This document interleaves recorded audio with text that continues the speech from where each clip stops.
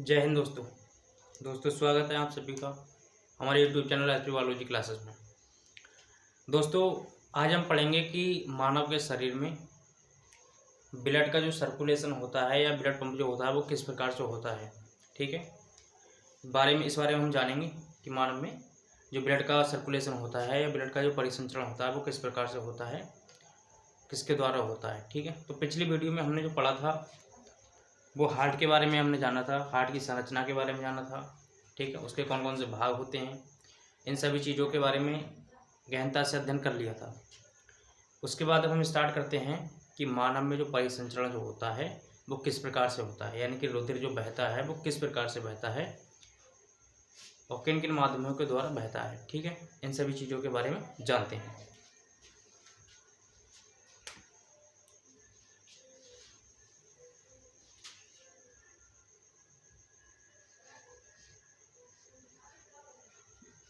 Blood circulation in human. ठीक है,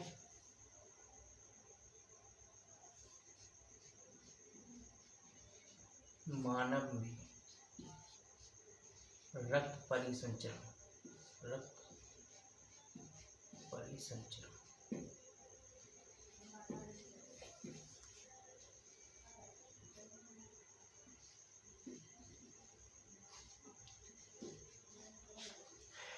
ठीक है, तो पहले तो जानते हैं कि परिसंचरण होता क्या है। ठीक है, रक्त परिसंचरण क्या होता है। तो रक्त परिसंचरण जो होता है मानव के शरीर में जो रक्त बहता है उसी को क्या कहते हैं, रक्त परिसंचरण कहते हैं। ठीक है, अब मानव के शरीर में जो रक्त बहता है वो किसके द्वारा बहता है, इन चीज़ों के बारे में जानते हैं। तो मानव के शरीर में नसें होती हैं जिनके द्वारा जो रक्त होता है वो बहता है। ठीक है, हृदय से जो रक्त शुद्ध होकर, यानी कि फेफड़े उस रक्त को शुद्ध करते हैं। ठीक है, शुद्ध होने के बाद वो रक्त कहाँ जाता है, हृदय में जाता है, हृदय के बाएं भाग में जाता है और हृदय का बायां भाग जो होता है वो क्या करता है, शुद्ध रक्त को शरीर में पंप करता है। ठीक है, तो जो रक्त बहता है किसके माध्यम से बहता है, शरीर के जो अंग होते हैं, सभी अंग होते हैं, सभी कोशिकाएं होती हैं, उनमें किसके माध्यम से पहुंचता है, इन सभी चीज़ों के बारे में जानते हैं। तो हमारे शरीर में रुधिर वाहिकाएं होती हैं। क्या होती हैं, हमारे शरीर में रुधिर वाहिकाएं होती हैं या नलिकाएं होती हैं, नलिकाएं। ठीक है, ब्लड कैपिलरीज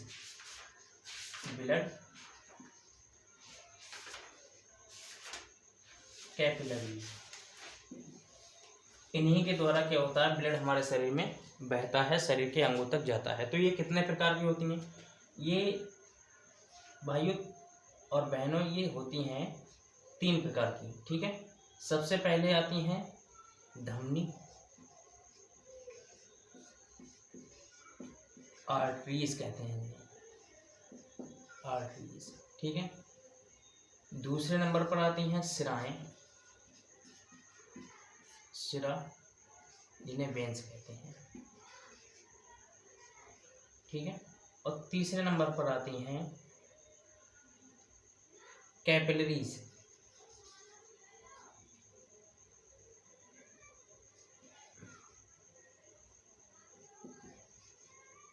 ठीक है,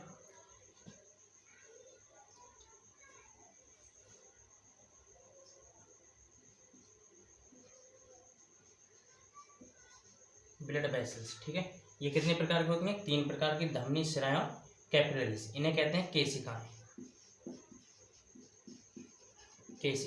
ठीक है, क्या कहते हैं, केशिकाएं कहते हैं। ये धमनी जो होती हैं वो मानव के शरीर में, धमनी का कार्य क्या होता है, मानव शरीर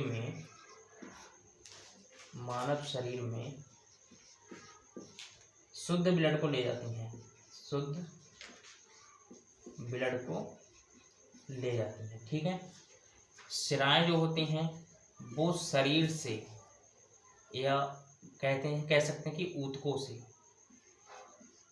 ऊतक क्या होता है, ऊतक कोशिकाओं का समूह होता है। ऊतक क्या होता है? ऊतक कोशिकाओं का समूह। कोशिकाओं का समूह होता है ऊतक। ठीक है। तो ऊतक से रक्त को किस में ले जाती हैं? ऊतक से रक्त को हृदय में ले जाती हैं। किस में ले जाती हैं? ऊतक से रक्त को हृदय में ले जाती हैं। और केशिकाएं जो क्या करती हैं, ये केशिकाएं जो होती हैं, इनके द्वारा जो रक्त होता है वो मानव की जो अंग होते हैं उनमें जाता है। ठीक है। मानव शरीर के अंगों तक जाता है। ये बहुत पतली पतली होती हैं। जैसे हमारा मान लिया हाथ है। ठीक है। हाथ में इस साइड में हम देखते हैं तो हमें बाहर से कोई भी कैपिलरीज नज़र नहीं आती है। ठीक है। अगर हमारे हाथ में थोड़ा कट लग जाता है, थोड़ा गहरा लग जाता है, या फिर जो हमारी बाहर वाली ये नसें होती हैं ये नहीं कट पाती, तो आप देख रहे हैं कि कट लग जाता है फिर भी हमारे शरीर में खून निकल आता है। ठीक है। तो कोई भी नस नहीं कटती है फिर भी हमारे शरीर में खून निकल आता है, तो वो किसके कारण करता है? कैपिलरीज के द्वारा निकलता है। ठीक है। केशिकाएं केश माने होते हैं बाल। ये बालों की तरह पतली पतली संरचनाएं होती हैं, यानी पतली पतली नलिकाएं होती हैं जो मानव के शरीर के अंगों में पाई जाती हैं। ठीक है। जब हम देखते हैं कि जब कोई भी कट लग जाता है तो क्या होता है, हमारे शरीर की जो नसें होती हैं बाहर वाली वो नहीं काट पाती हैं। अगर नहीं काट पाती हैं तो फिर भी हमारे शरीर से क्या होता है, ब्लड बाहर निकलने लगता है। ठीक है। तो उस समय पर क्या होता है, जो केशिकाएं होती हैं वो कट जाती हैं और उनसे ब्लड बाहर निकलने लगता है। और मैंने अभी आपको बताया कि केशिकाएं जो होती हैं वो बहुत पतली होती हैं जो हमें आसानी से दिखाई नहीं दे पाती हैं। ठीक है। तो इसलिए हमारे बिना नस कटे भी हमारे शरीर से खून निकलता है। वो किसके कारण निकलता है? केशिकाओं के द्वारा निकलता है, क्योंकि केशिकाएं कट जाती हैं। ठीक है। इसलिए निकलता है। तो धमनी का कार्य क्या होता है?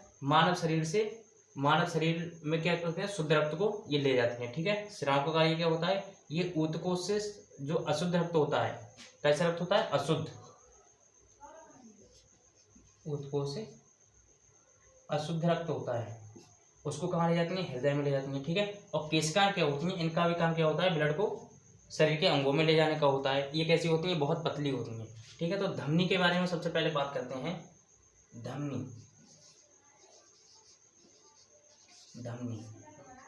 धमनी की जो दीवार होती है, वो मोटी होती है और लचकदार होती है। कैसी होती है? मोटी होती है, लचकदार होती है। मोटी और लचकदार इसलिए होती है क्योंकि धमनी में जो ब्लड का प्रेशर होता है वो ज़्यादा हाई होता है। ठीक है। इसलिए धमनी की जो वॉल होती है वो लचीली होती है, यानी कि उसको आसानी से मतलब वो लच जाती है। इस तरह से जैसे कोई भी मुलायम चीज़ हो उसको अगर हम लचाएं थोड़ा लच जाएगी। ठीक है। इस तरह से कैसे होती है? लचीली होती है, लचकदार होती है। और इसकी दीवार जो होती है वो कैसी होती है? मोटी होती है, क्योंकि इसमें प्रेशर जो होता है वो कैसा होता है? ब्लड का बीपी प्रेशर जो होता है वो कैसा होता है? बीपी प्रेशर जो होता है वो ज़्यादा होता है। ठीक है। इसलिए कैसी होती है इसकी दीवार? मोटी होती है, लचीली होती है। और इसमें ब्लड कैसा बहता है? शुद्ध ब्लड बहता है। कैसा बहता है? शुद्ध। सिर्फ पल्मोनरी जो आर्टरी होती हैं, पल्मोनरी जो धमनियाँ होती हैं वो अशुद्ध रक्त को फेफड़ों तक ले जाती हैं, और बाकी सभी धमनियाँ जो होती हैं उनमें कैसा रक्त बहता है? शुद्ध रक्त बहता है। ठीक है। इनका जो दीवार होती है वो कैसी होती है? मोटी होती है, ये लचीली होती है। इनमें ब्लड प्रेशर ज़्यादा होता है। ज़्यादा ब्लड प्रेशर का मतलब है 120 होता है। ठीक है। इनका बीपी, इनमें जो बीपी बहता है उसे क्या कहते हैं? 120 उसका ब्लड प्रेशर होता है। ठीक है। जिनमें जो धमनियों में ब्लड बहता है वो कितने प्रेशर के साथ बहता है? 120। ठीक है। अब बात करते हैं कि शिराएं क्या होती हैं। शिराएं,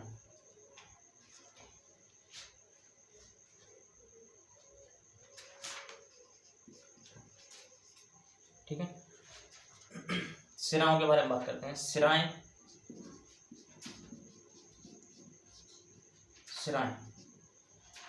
जो होती हैं इनकी दीवार पतली होती है और इनमें प्रेशर जो होता है वो कम होता है। शिराओं की दीवार कैसी होती है? पतली होती है। शिराओं की दीवार पतली होती है और प्रेशर कैसा होता है?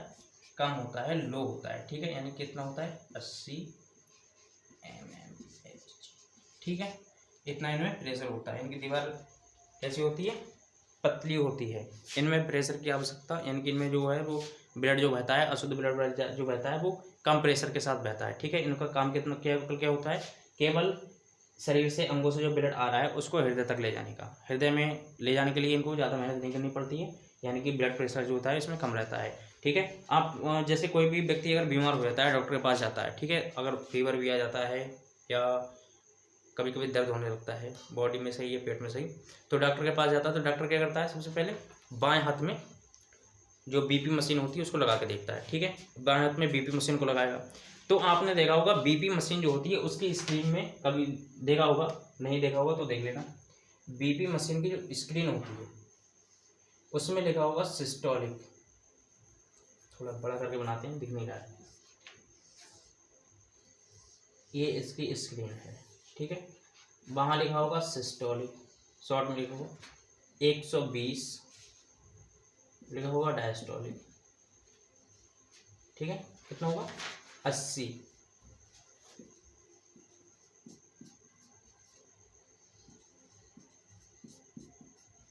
ठीक है। तो ये ब्लड प्रेशर जो होता है, सिस्टोलिक ब्लड प्रेशर होता है, ये क्या होता है, ये धमनियों में बहता है, यानी कि ब्लड जिनमें बहता है धमनी में, और डायस्टोलिक जो होता है वो सिराओं में होता है, ठीक है। आगे समझ में, सिस्टोलिक ब्लड प्रेशर धमनी में, डायस्टोलिक ब्लड प्रेशर सिराओं में, यानी कि अशुद्ध रक्त जो होता है वो उसे डायस्टोलिक कहते हैं। सब बीपी प्रेशर जो होता है वो कैसा होता है, कम होता है, ठीक है। अब बात करते हैं कि केशिकाएं के बारे में। क्या होता है, केशिकाएं जो बता दिया आपको, केशिकाएं जो होती हैं वो बहुत पतली होती हैं। केशिकाएं कैसी होती हैं, बहुत पतली होती हैं, केशिकाएं बहुत पतली होती हैं, बालों की तरह, जैसे बाल होते हैं पतले पतले, बालों की तरह पतले पतले लंबी लंबी, ठीक है, बालों की तरह,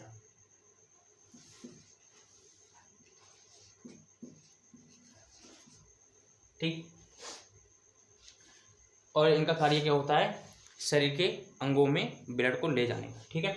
अब बात करते हैं कि मानव के शरीर में जो ब्लड सर्कुलेशन होता है, ब्लड का परिसंचरण जो होता है वो किस प्रकार से होता है और किसके द्वारा होता है, ठीक है।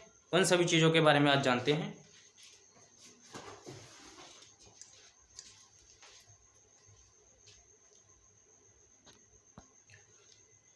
ठीक है, तो हम पढ़ते हैं कि मानव के शरीर में जो ब्लड होता है वो किस प्रकार से पंप होता है। सबसे पहले तो हम हार्ट का स्ट्रक्चर बनाते हैं, उसके बाद में उसकी साइकिल देखते हैं किस प्रकार से चलता है ब्लड हमारे शरीर में, ठीक है।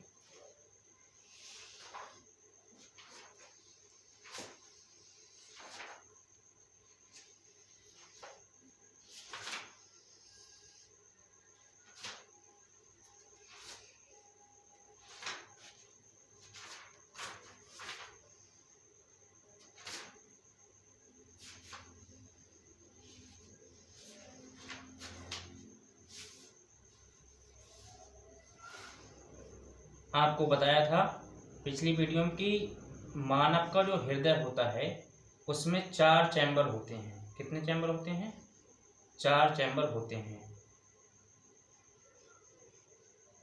ठीक है, 4 चैम्बर होते हैं। 2 ऊपर वाले जो होते हैं वो क्या कहलाते हैं, आलिंद कहलाते हैं, और 2 नीचे वाले जो होते हैं उन्हें निलय कहते हैं,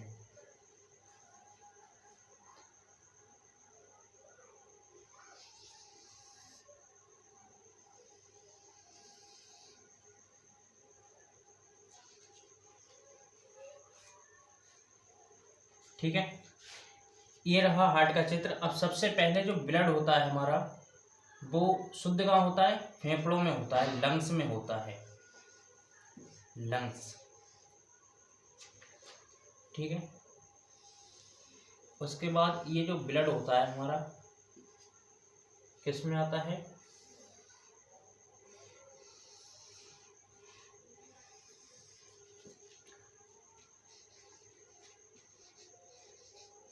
बॉडी पार्ट्स, ठीक है।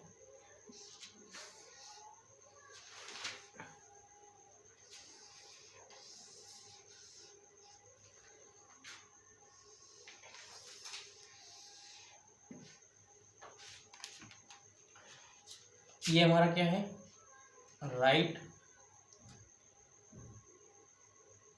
दायां आलिंद है। ये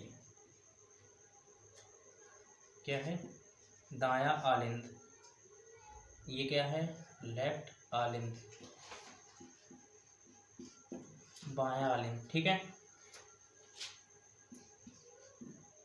निलय, निलय, दायां आलिंद, दायां निलय, बायां आलिंद, बायां निलय। ठीक है, और इन दोनों आलिंद और निलय के बीच में ये बाल्ब लगे होते हैं। क्या होते हैं, बाल्ब लगे होते हैं, जिसकी वजह से ब्लड जो होता है वो आलिंद से निलय में आता है।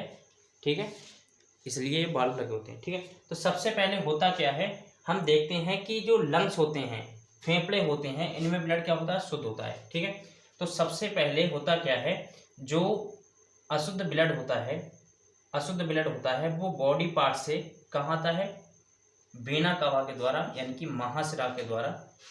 किस में आता है, महाशिरा, महाशिरा के द्वारा किस में आता है, वेना,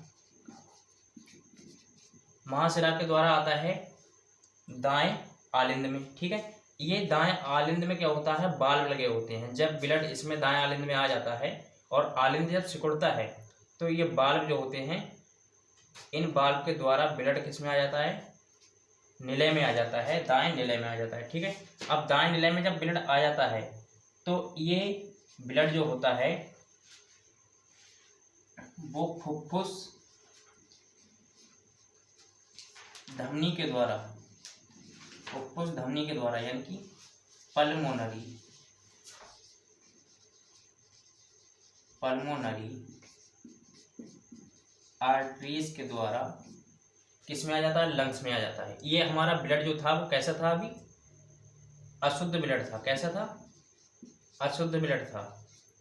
ब्लड से कहाँ आया, ब्लड बॉडी पार्ट से कहाँ आया, दाएं आलिंद में आया। किसके द्वारा, वेना कवा के द्वारा। दाएं आलिंद में आने के बाद ये बाल्ब के माध्यम से किस में आ गया, निलय में आ गया। ठीक है, बाल्ब यानी कि इस तरह से जुड़ जाएंगे, एक रास्ता बन जाएगा और जो ब्लड होगा वो किस में आ जाएगा, हमारा दाएं आलिंद में, वो दाएं निलय में आ जाएगा। ठीक है, अब दाएं निलय में आने के बाद ये निलय से ब्लड जो होता है वो फुफ्फुस धमनी के द्वारा किस में पहुंच जाता है, लंग्स में पहुंच जाता है। ठीक है, अब लंग्स में क्या होगा, लंग्स में O2 ऑक्सीजन आएगी। किसके द्वारा आएगी, नाक के माध्यम से जो हम ऑक्सीजन लेंगे, यानी कि वातावरण से जो वायु लेंगे उसमें क्या होगा, ऑक्सीजन होगी, और ये ऑक्सीजन किस में आएगी, लंग्स में आएगी। ठीक है, लंग्स में आने के बाद ये ऑक्सीजन ब्लड में मिक्स हो जाएगी और ब्लड हमारा कैसा हो जाएगा, शुद्ध हो जाएगा। ब्लड कैसा हो जाएगा, शुद्ध। जब ब्लड में ऑक्सीजन मिल जाती है तो ब्लड कैसा हो जाता है, शुद्ध हो जाता है। ठीक है, अब ये जो शुद्ध ब्लड है ये फुफ्फुस स्राव के द्वारा, फुफ्फुस स्राव के द्वारा, यानी कि पल्मोनरी वेन्स के द्वारा किस में आएगा, लेफ्ट आलिंद में आएगा। ठीक है, यानी कि बाएं आलिंद में आएगा। ठीक है, बाएं आलिंद में भी क्या होते हैं, बाल्ब लगे होते हैं। ये बाल्ब आप जब ब्लड आलिंद में आ जाएगा तो क्या होगा, जब आलिंद सिकुड़ेगा, ठीक है, तो ये बाल्ब जो होंगे वो आपस में जुड़ जाएंगे और ब्लड किस में आ जाएगा, बाएं निलय में आ जाएगा। ठीक है, बाएं निलय में आने के बाद, बाएं निलय में आने के बाद ये ब्लड जो होगा वो महाशिरा के, महाधमनी के द्वारा, यानी कि ऑर्टा के द्वारा, महाधमनी,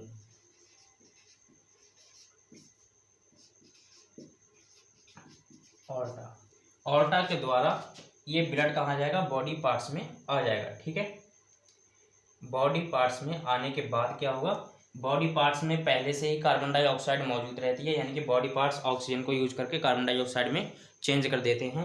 जब ब्लड हमारा बॉडी पार्ट्स में आ जाएगा तो बॉडी पार्ट्स जो होंगे उनसे ब्लड में, बॉडी पार्ट्स में क्या होगी, CO2 होगी, और CO2 बॉडी पार्ट्स किस में रिलीज कर देंगे, ब्लड में छोड़ देंगे। ठीक है, और ब्लड से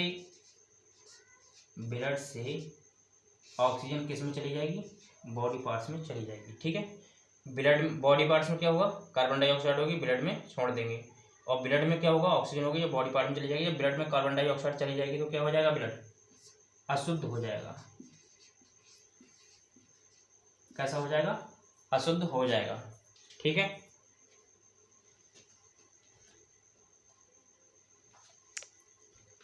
इतनी बात समझ में आई? ठीक है, तो हमने क्या पढ़ा कि सबसे पहले होता क्या है, बॉडी पार्ट्स में जो अशुद्ध ब्लड होता है वो वीना कावा के द्वारा दाएं आलिंद में आता है। दाएं आलिंद में बाल्ब लगे होते हैं। ये बाल्ब के माध्यम से ब्लड क्या आ जाता है, दाएं निलय में आ जाता है। दाएं निलय में आने के बाद फुफ्फुस धमनी के द्वारा ये ब्लड कहाँ चला जाता है, हमारा फेफड़ों में चला जाता है। फेफड़ों में चला जाता है। फेफड़ों में जाने के बाद जब हम सांस लेते हैं, वायु लेते हैं सांस के द्वारा, यानी कि जब हम सांस लेते हैं तो सांस में क्या लेते हैं, वायु लेते हैं। अब वायु में क्या होगा, ऑक्सीजन होगी। ये ऑक्सीजन ब्लड फेफड़ों में आती है। फेफड़ों में आने के बाद ये ब्लड में मिक्स हो जाती है। ब्लड में मिक्स होने के बाद ये ब्लड जो होता है वो हमारा शुद्ध हो जाता है। शुद्ध होने के बाद ये ब्लड जो होता है वो किस में आता है, फुफ्फुस शिराओं के द्वारा किस में आ जाता है, बाएं आलिंद में आ जाता है। ठीक है, अब बाएं आलिंद में आने के बाद क्या होगा, सेम प्रोसेस, बाल आपस में जुड़ जाएंगे और उसके बाद क्या होगा, ये ब्लड किस में आ जाएगा, निलय में आ जाएगा। यानी कि आलिंद जब सिकुड़ेगा तो ये बाल आपस में जुड़ जाएंगे। अब बाल जुड़ जाएंगे तो क्या आ जाएगा, निलय में आ जाएगा।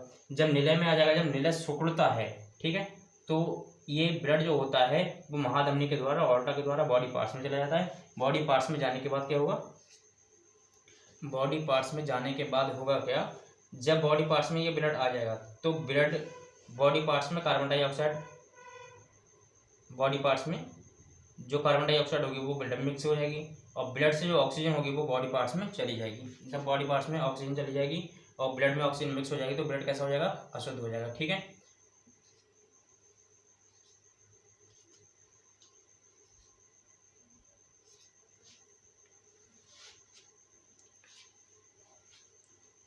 इन सभी चीज़ों के बारे में दोस्तों हमने जाना।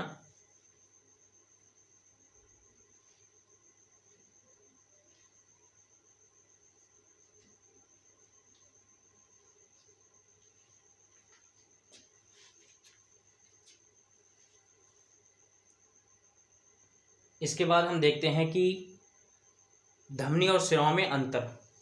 ठीक है, धमनी और शिराओं में अंतर।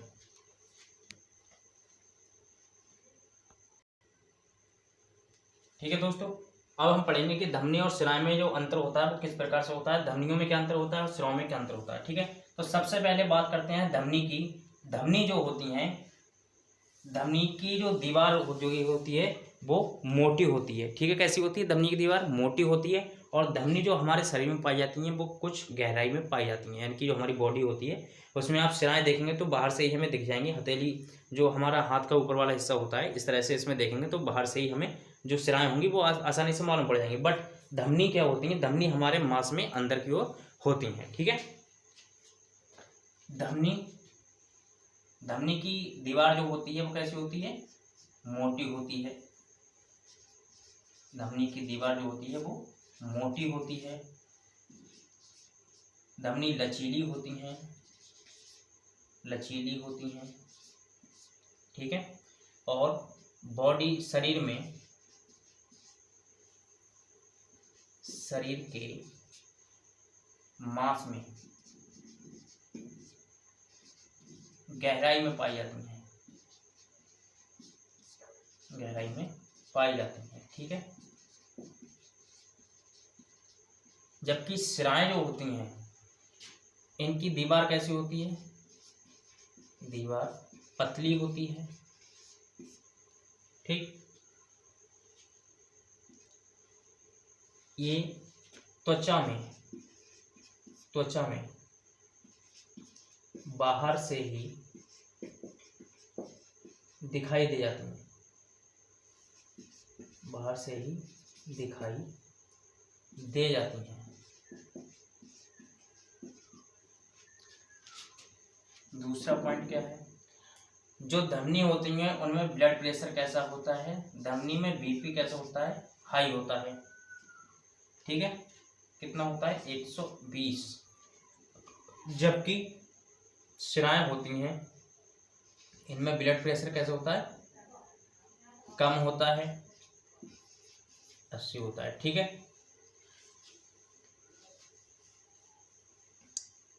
धमनी जो होती हैं ये शुद्ध रक्त को, धमनी क्या करती हैं, शुद्ध रक्त को, शुद्ध ब्लड को कहाँ ले जाती हैं, धमनी शुद्ध ब्लड को शरीर के भागों में ले जाती हैं, शरीर के भागों में, ठीक है। जबकि स्राव जो होती हैं वो शरीर के भागों से, शरीर के भागों से अशुद्ध रक्त को, अशुद्ध रक्त को किस में ले जाती हैं, हृदय में ले जाती हैं, हार्ट में ले जाती हैं, हार्ट में ले जाती हैं, ठीक है।